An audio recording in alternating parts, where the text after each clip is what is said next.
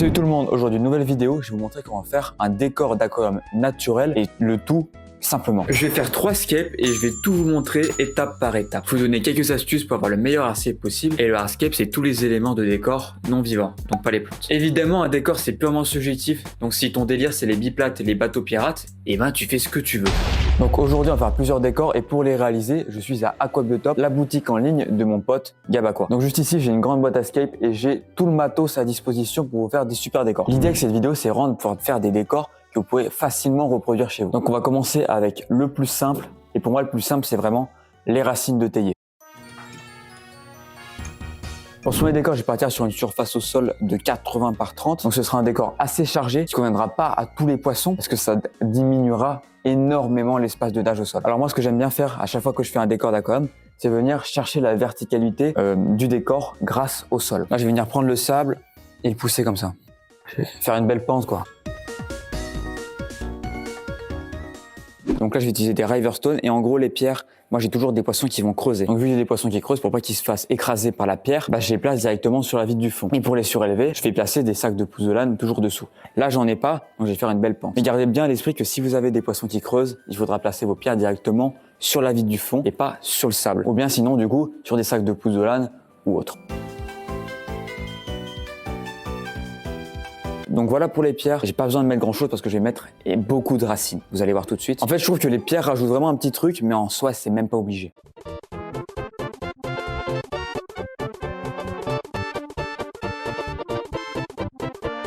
Donc là, déjà, on peut voir qu'en ayant mis juste 4 racines, on a un résultat qui est quand même plutôt satisfaisant, je trouve. Même si là, pour l'instant, ça manque encore un petit peu de pierre. Je vais en rajouter quelques-unes. Je reviens tout de suite.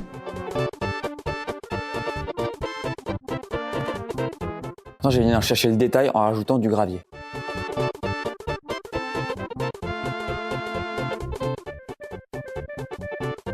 Là, je trouve que le hardscape est plutôt bien réussi. En fait, ça fait vraiment une descente progressive comme ça. Cette racine-là, elle vient vraiment rajouter de la profondeur. Celle-là qui revient vers l'avant, la petite pente. En fait, toutes ces petites choses, c'est ça qui fait qu'on a un bon rendu sans vraiment se prendre la tête. Franchement, pour ce scape-là, je me suis pas du tout pris la tête. J'ai juste fait une pente, j'ai posé 5 cailloux, 4 racines. Et globalement, le scape était terminé. J'ai rajouté quand même un petit peu de détail parce que je pense qu'on pourrait mettre un lit de feuilles, quelques gousses. Et ça rajouterait beaucoup de charme au scape et un petit côté biotop surtout.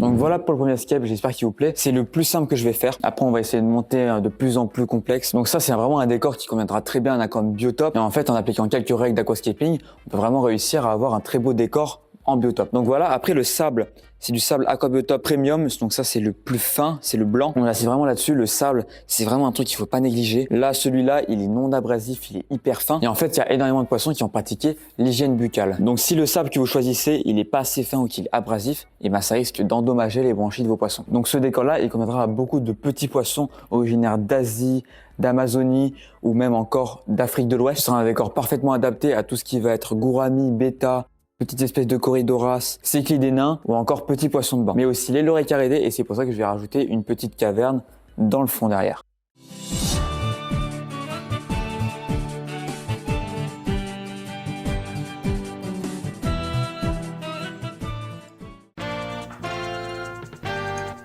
Pour le second décor, j'ai un nouveau Shana, j'en ai pas encore parlé, ça viendra bientôt. Donc j'en dis pas trop, il y aura une vidéo très vite sur la chaîne où on en parlera plus en détail. C'est une super espèce, donc n'hésitez pas à vous abonner si vous êtes curieux de ça. Donc le Shana, c'est dans un aquarium de 106 par 40 par 30 de haut. Le plus important pour ce genre de poisson, c'est vraiment la surface au sol et pas la hauteur d'eau. D'ailleurs, certains Shana n'aiment pas du tout quand ils ont beaucoup de hauteur d'eau. Donc là, on va lui aménager un décor avec pas mal de racines et qui ne sortira pas de l'aquarium parce que j'aimerais mettre un couvercle bien propre et pas me prendre la tête avec ça. Donc pour ce second décor, je vais prendre des Riverwood. Par contre, je sais pas si je vais venir les placer comme ça, ou même comme ça, je sais pas, je vais voir. Donc ça, c'est très souvent utilisé en aquascaping, mais en biotop, je pense que ça va aussi très bien rendre. Donc comme avant, je vais venir faire une pente, sauf que les Shana sont des poissons qui creusent. Donc moi, quand je ferai le décor définitif, je vais mettre des sacs de pouzzolane.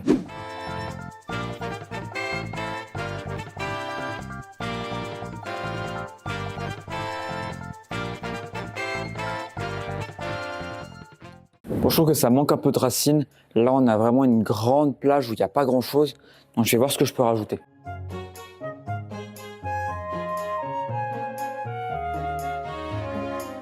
Là déjà, on commence à pouvoir parler. Là, franchement, c'est déjà franchement beaucoup mieux. Finalement, j'ai préféré inverser ces deux-là. Je trouve que ça rend beaucoup mieux comme ça. En fait, ça faisait vraiment tâche d'avoir la plus grosse pierre ici. Il vaut mieux l'avoir derrière le gros élément à peu près un tiers du bac. Ça rend beaucoup mieux. Là, c'est bien parce qu'on garde une belle plage de sable ici. J'ai fait la même chose avec le décor du Shana Pulcra. J'ai une belle plage de sable ici et elle adore venir creuser là. Bon, on va faire comme avec l'autre décor. Je vais venir rajouter quelques petits détails.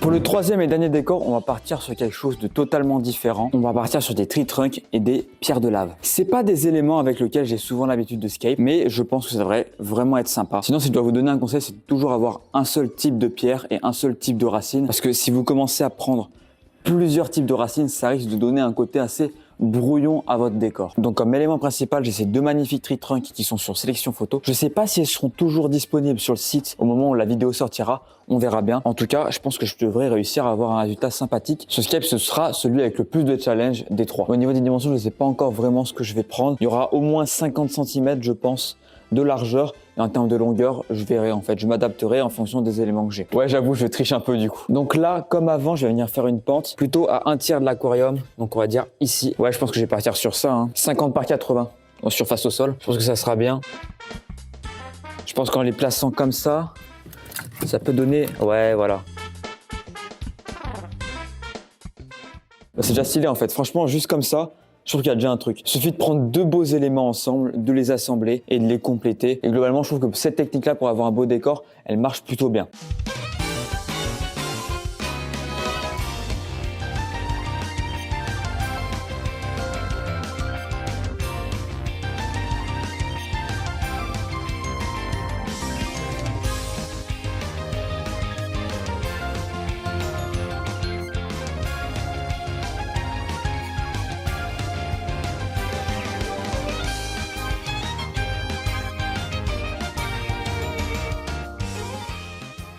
Ok, bah je pense qu'on a un résultat plutôt satisfaisant sur ce décor-là. En fait, le fait d'avoir deux gros éléments et d'entourer avec plein d'autres petits éléments, bah, ça a rendu le truc vraiment simple à faire. Là, je vais compter, on a 1, 2, 3, 4, 5, 6, 7, 8. Si on compte la petite là, il y en a qui sont vraiment toutes petites comme celle-là ou celle-là. On a environ 8 tree trunks, donc ce qui est quand même un bon chiffre franchement, et on peut rajouter les deux autres sur sélection photo. Franchement, faire un scape avec des pierres de lave, bah, c'est vraiment pas compliqué. Après, le plus simple évidemment, c'est quand même les racines de théier. J'ai pas fait de scape uniquement avec des roches, et si vous voulez voir comment on fait un scape uniquement avec des roches, par exemple des cyclidés de Grand Lac africain, il y a déjà des vidéos sur la chaîne, comme par exemple la vidéo Je reviens aux 450 litres ou la vidéo tuto poisson conquilicole qui s'appelle des cyclidés africains pour 100 litres. Non, franchement, plutôt satisfait. Ça fait vraiment un bon décor. Même, par exemple, je pourrais en rajouter une autre là, par exemple. Revoyons ensemble les étapes pour avoir un beau décor. Même si je le dis, en vrai, c'est purement subjectif, ça dépend des goûts et des couleurs. Première étape, on choisit un type de pierre et un type de racine. Ensuite, on surélève le scape avec des sacs de pouzzolane pour ajouter de la verticalité. Bon, vous avez compris, j'en avais pas. On place les plus gros éléments sur les sacs en appliquant la règle des tiers. La règle des tiers, c'est une ligne de composition permettant au photographe de se souvenir de centrer le sujet en organisant les éléments majeurs de l'image selon des lignes et des points définis pour créer une image plus esthétique et attrayante pour l'œil du spectateur. En gros, tu places l'élément principal à un tiers de l'aquarium. Après, tu viens compléter tes premiers éléments avec d'autres plus petits, des petits en longueur vers l'avant et des éléments en hauteur à l'arrière pour ajouter de la profondeur. Genre cette pierre